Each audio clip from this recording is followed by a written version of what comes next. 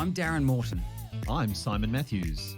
This is Lift, The Lifestyle Medicine podcast, where we dive into the science of health and well-being. Okay, I'm going to say it, Simon, and I know that we're being preemptive here, but I'm going to say g'day to Dr. Matthews. Why would I have the audacity to do something like that? I reckon you're a little bit premature. I appreciate the vote of confidence, but I reckon you're a little bit premature. Well, I did finish something difficult last Friday. That's a way of saying it. Yeah. Yeah. So PhD thesis submitted, now we wait and see what a bunch of educated and scholarly people think about it, and maybe then you can call me doctor. For our listeners, last week, Simon and I had a meeting, and he'd sent through his final document, and I did the last look over it.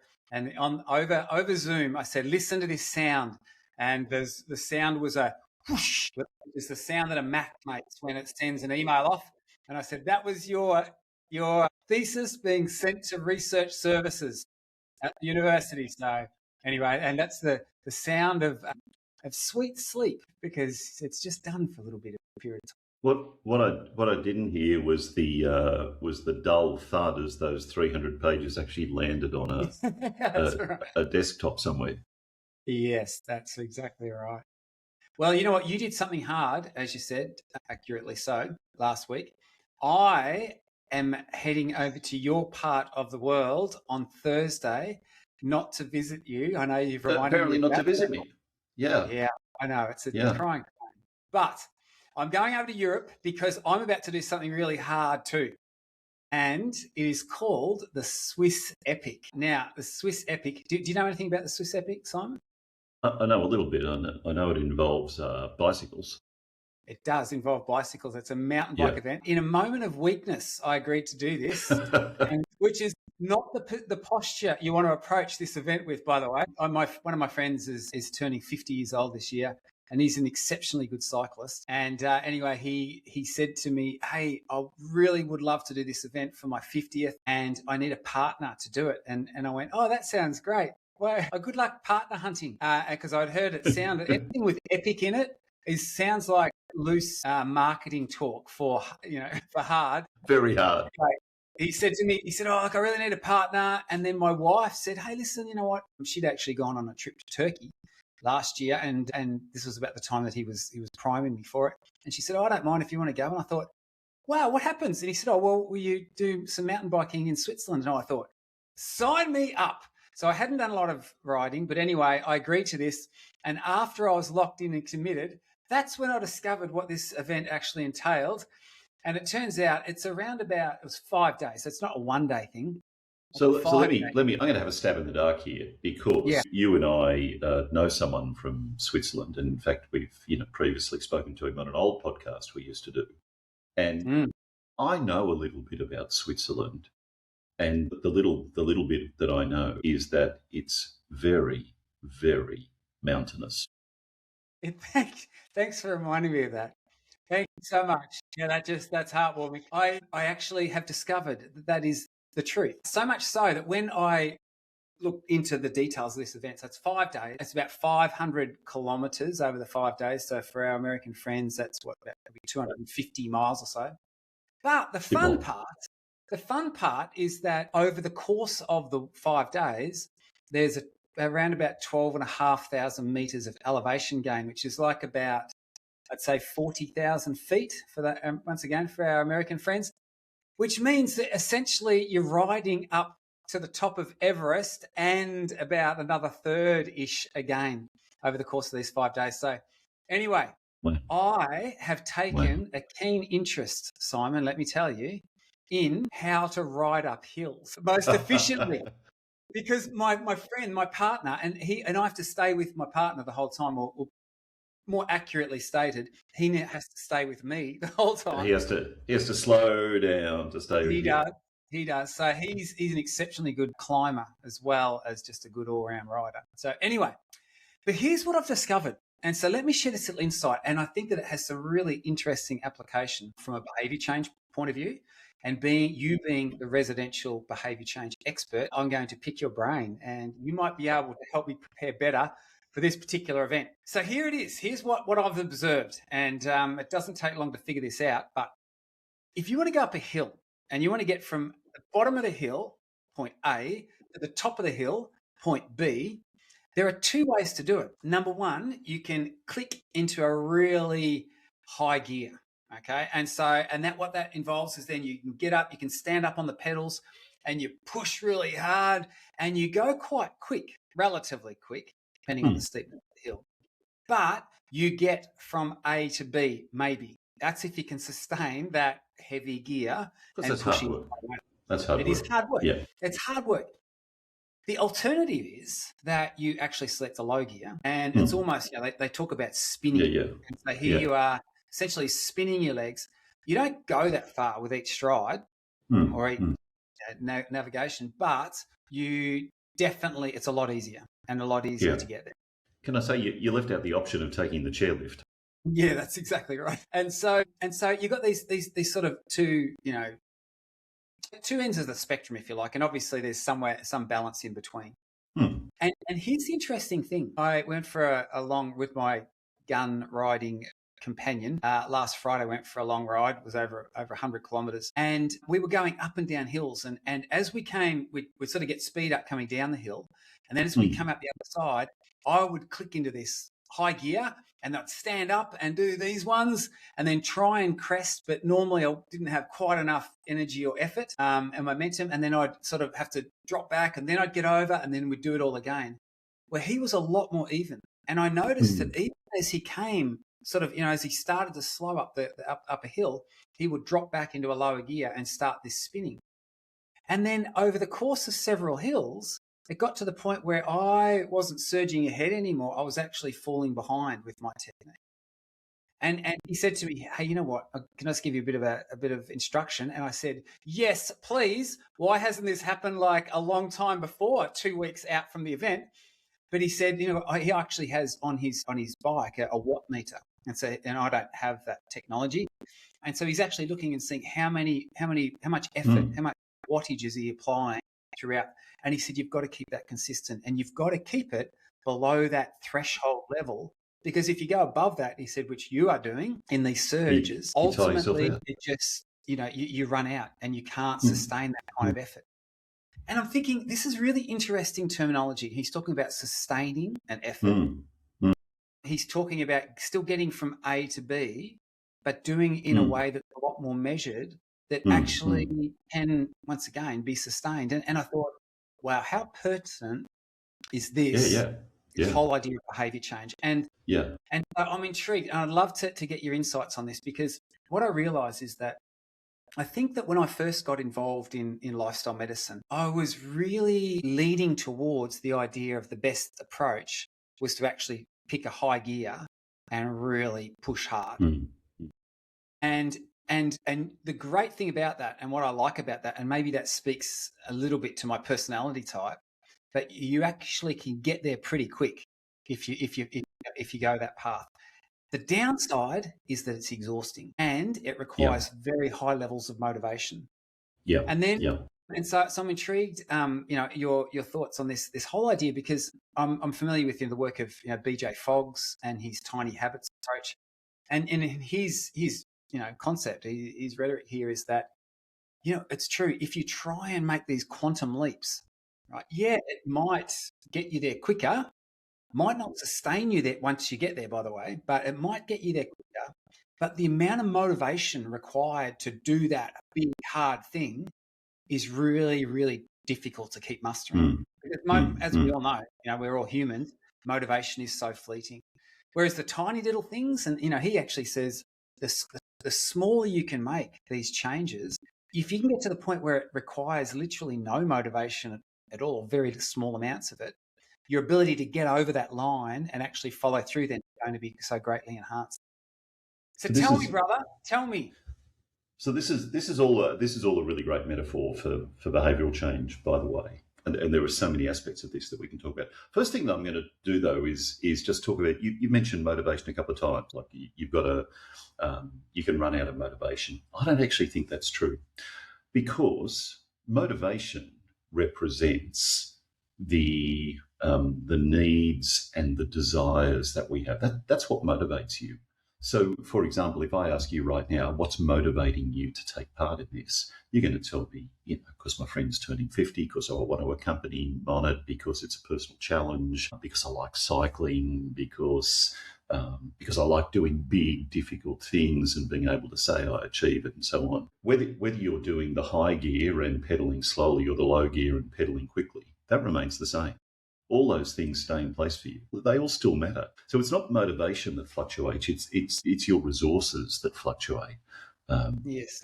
Your internal and to some extent external resources. They're the things that we can run out of. And this, of course, explains why people feel frustrated when a behavioural change effort seems to fail them, because all those motivators are still there.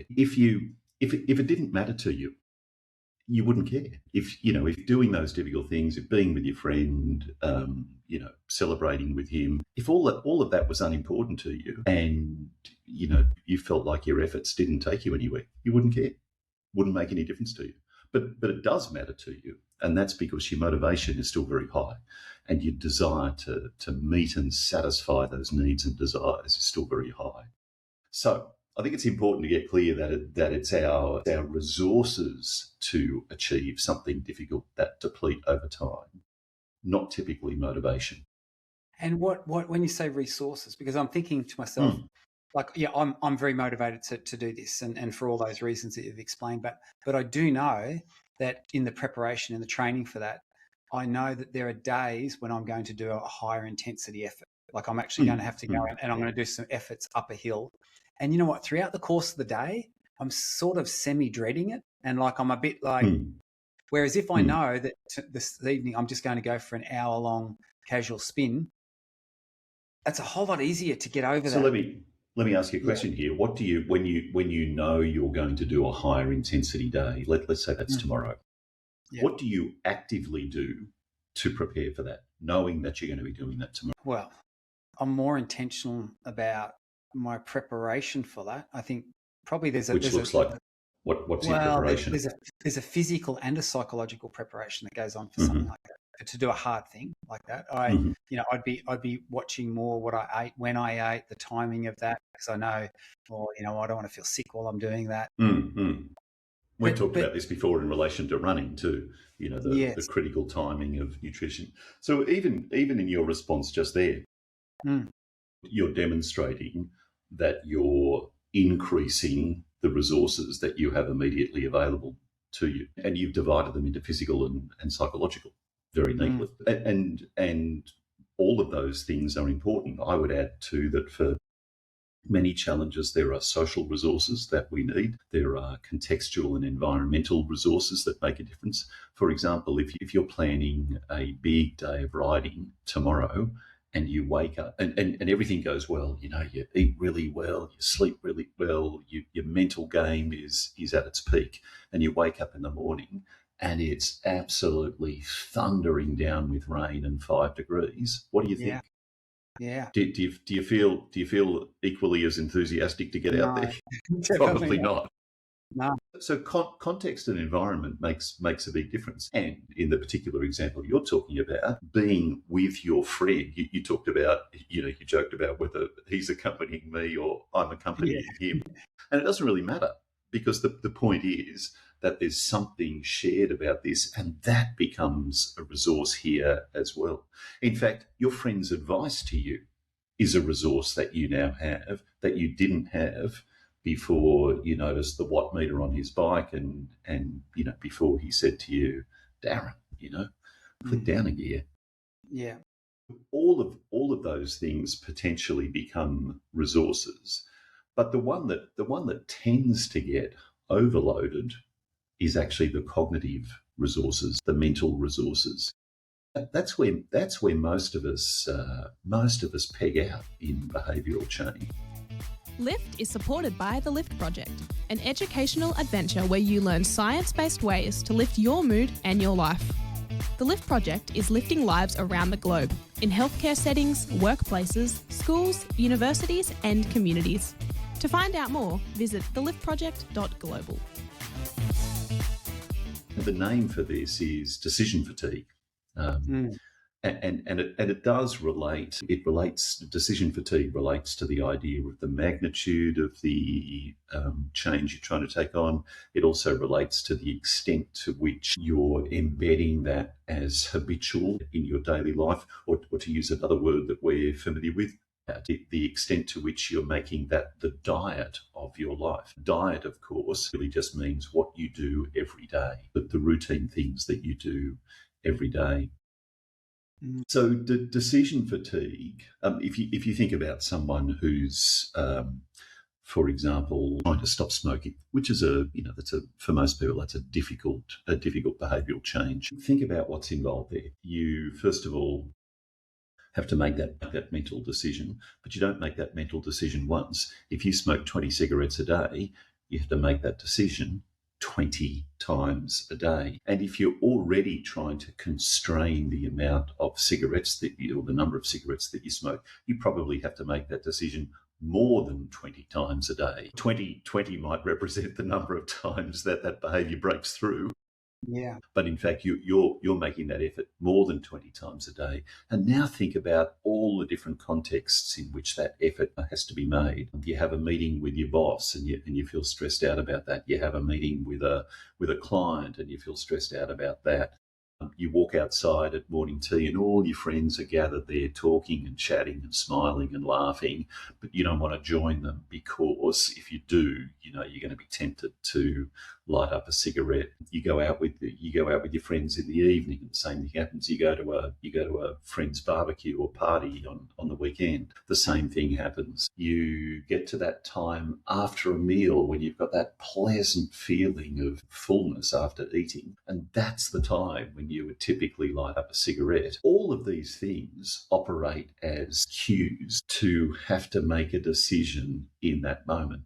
And if you think about all those things that you have to do across a day, that's just exhausting. It's absolutely crushingly exhausting to do that day after day after day after day after day. And that is one of the main reasons why behaviour change efforts often fail. And this is one of the reasons why thinking about small habits and small changes and thinking about automaticity or automating particular things, also thinking about environment and removing some cues, all of these things become important. The idea of small change is not a new one.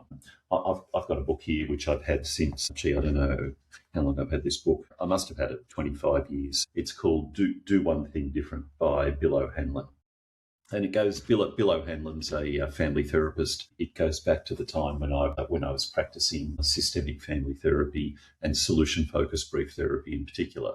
And the principle behind it, of course, is change one small thing. And that one small thing, often will then amplify into other things. And the skill of the therapist or the coach or the behavioural specialist there is to support the person to recognise and amplify the other small changes that are accompanying that one thing that you've done different. But in your example of cycling, if you think about the mental preparation and mental efforts that are required there, you've mentioned the pre-riding mental preparation, and you've also mentioned in passing that for you, that's not always positive. It's very easy for you to slip into I'm just going to have to suck this up. I'm really, really not enjoying this. So there's a burden already. There's a psychological burden already, even before you swing your leg over the saddle of the bike. And then each time you get to the bottom of a hill, you probably go through a similar thing. Here we go. And you possibly even experience somatically a sense of dread as you push that gear lever up at the bottom of the hill. You maybe get a little surge or a little tightening of the chest or something because you hear that click of the gear lever, and that really confirms for you. Here we go. It's interesting you say this because even backing up further than that, when I'm preparing, like I'm thinking, okay, I'm going home, I'm going for a ride. This is where I'm going to ride. I'm planning it out. I find the idea of what do I need to do? I need to get my gear on, and I have to get the bike out. I need to oil the chain before. They're all these little cognitive loads that add to it, and they're obstacles. Found myself. I mean, by preference, I run, and I realised why that is because of the simplicity of it. I can go home, put some shorts on. It's not Lycra and I apologise for the fact that I've even brought up Lycra in the conversation in relation to me, because I know that definitely too much information, and now I'm traumatised by that image. I can't get out of my mind. But there is cognitive load to all those things, and because in my head, cycling takes a lot more preparation and a lot more time. And the other thing that I've discovered, this is, insights. This has been so instructive for me in many ways. I also think to myself, where am I going to ride? And I think if I'm going to go for a run, I think, okay, I'm going to run around there. When I think about going for a ride, it's way out there. Yeah, it's much harder. So you cover a much greater distance. It feels like I'm going to go a long way. And so it's already almost, for me personally, I mean, some people would delight in the fact that I get to escape. But for me, who's perhaps a bit time poor, I'm thinking there's a lot of effort required for this, a lot more so than this simple thing that I could normally do. Now, the intriguing thing, when I get out there and I start going, it's like anything, how you get on a roll is to start rolling, literally. You just settle into and I'm enjoying it. But it's been quite educational for me to realise, hey, there is that cognitive load that comes with these things, which can add a tremendous burden and can be the difference between doing it or not doing it. Right? There are times where I've tapped out because I've gone, it's just too much effort to get ready today, and it's already cold. Yeah, absolutely. And this is one of the principles of nudging, of course, too. That we set up the idea of a nudge is that we give consideration to the architecture of the context and environment to make it easy for a person to engage in the desired choice, whatever that may be. And every little choice point along the way potentially becomes an obstacle, becomes extra time to think, and becomes a way in which you can lose someone. Someone falls off because for whatever reason, it's just too difficult. So in your context that you're talking about right now, for example, if you had a stand for your bike that you set up in your garage with the bike facing the driveway, if you woke up in the morning and actually put your Lycra bike shorts on, and please put something over the top as well, but if you actually put your Lycra bike shorts on and your cycling kit, if you took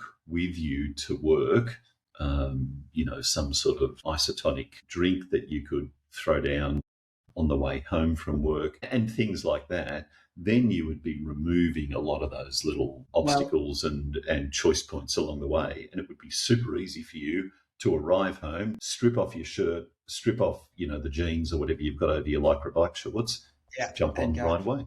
Yeah. It's fascinating you bring up this example. I was actually smiling as you started to state this, because what I did do in the end, I realised, is that I actually had a stationary, like a spin bike, and I put it inside. We have a back veranda area and there's an outdoor television. So I put it in front of the television there, and it's undercover. And so it took away a lot of those, it's going to be cold, or it's sort of raining a little bit.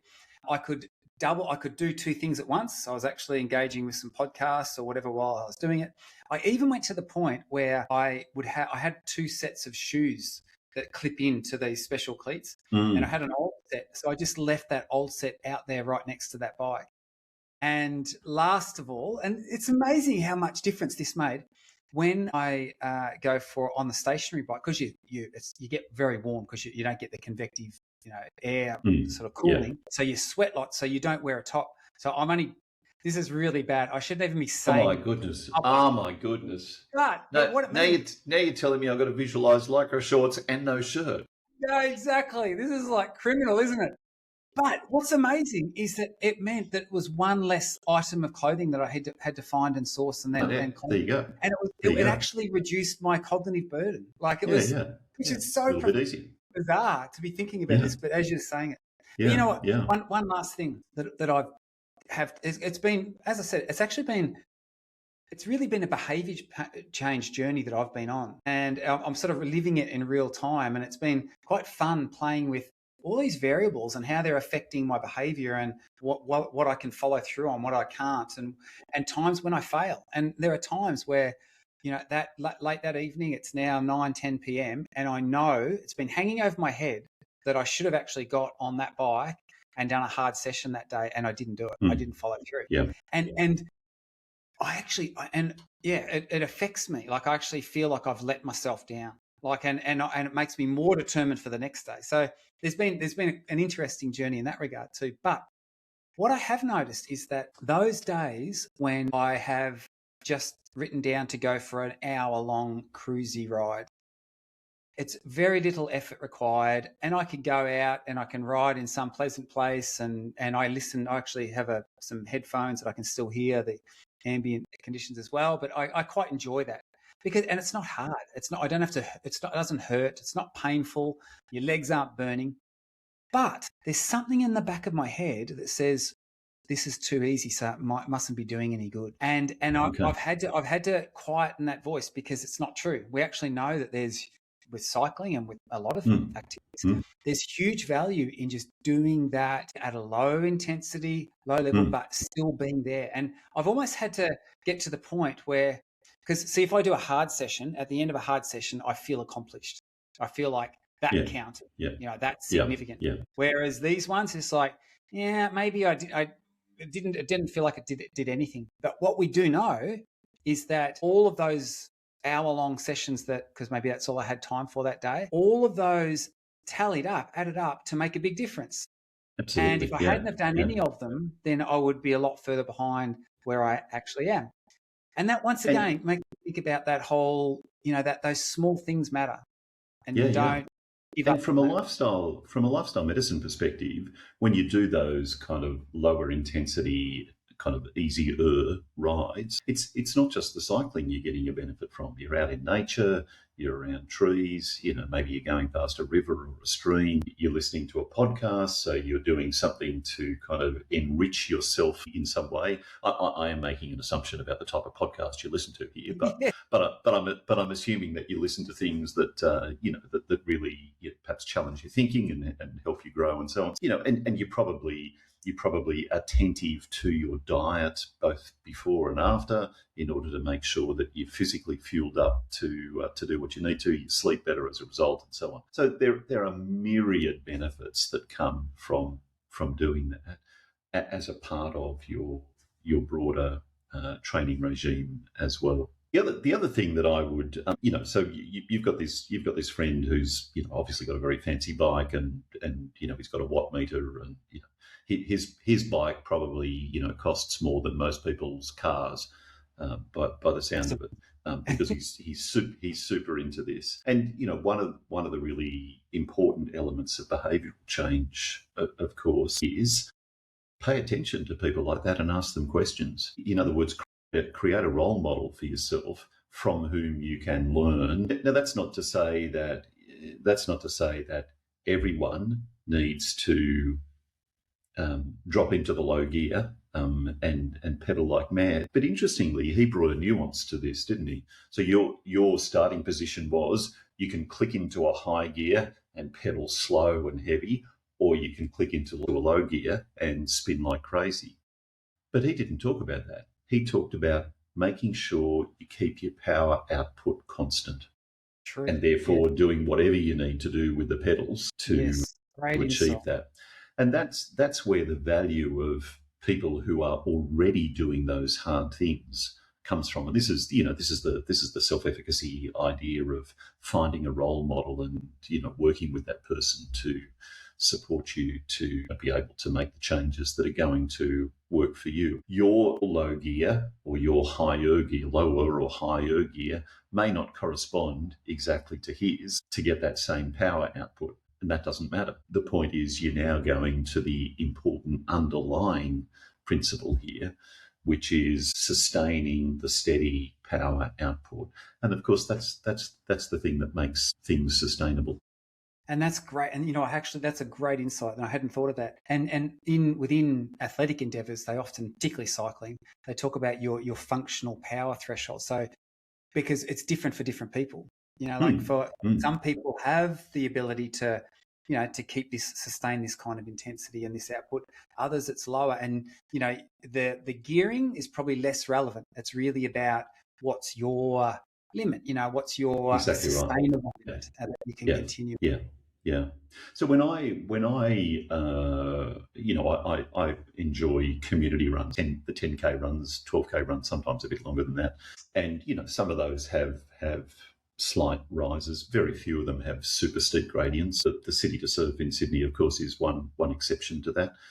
But there are almost always gradients and rises in some of these runs. Sometimes when I cycle, which is not often, but sometimes when I cycle, the same thing happens. And I've learned over the years to, I guess it's a version of your friend's watt meter, to tune into what this actually feels like for me. And I just regulate my pace until I feel like I'm breathing in a way that I'm able to keep going and moving my legs at a pace at which I'm able to keep going. And the other thing that I've learned, and here's a free tip I'll give you. I'm not going to charge you for this one. By the way, you already owe me a lot of money because I've got to go and have therapy for thinking about you in lycra and no shirt. But I'll give you this tip for free. When I'm running up a hill or cycling up a hill, don't look up. I look straight at the ground, because I've learned over time that when I look up, my mind automatically goes, no, look how much further you've got. Oh, you're never going to make this. It's going to be too hard. You'll have to slow down. You'll peg out here and so on and so on. And rather than try and fight my mind doing that, I just look down. And that way, it's a really nice surprise when the top of the hill arrives. Great insights. Who would have thought you could learn so much about behaviour change from, I was going to say, a meagre cycling From what event. meter? I don't know how meagre. I think meagre is the right descriptor for it. But anyway, I certainly will be putting this into practice over the next couple of weeks while I'm pedaling up some huge mountains in. I'm looking forward to hearing a report. You could have tried a little bit harder and come to Spain, but I could have. Next time. Lift is presented by Simon Matthews and Darren Morton. It's sponsored by the Lift Project and supported by Avondale University. Music provided by Pixabay. If you have a question or a topic you would like to hear more about, send us an email to podcast@theliftproject.global. The Lift Project. Lift your mood, lift your life.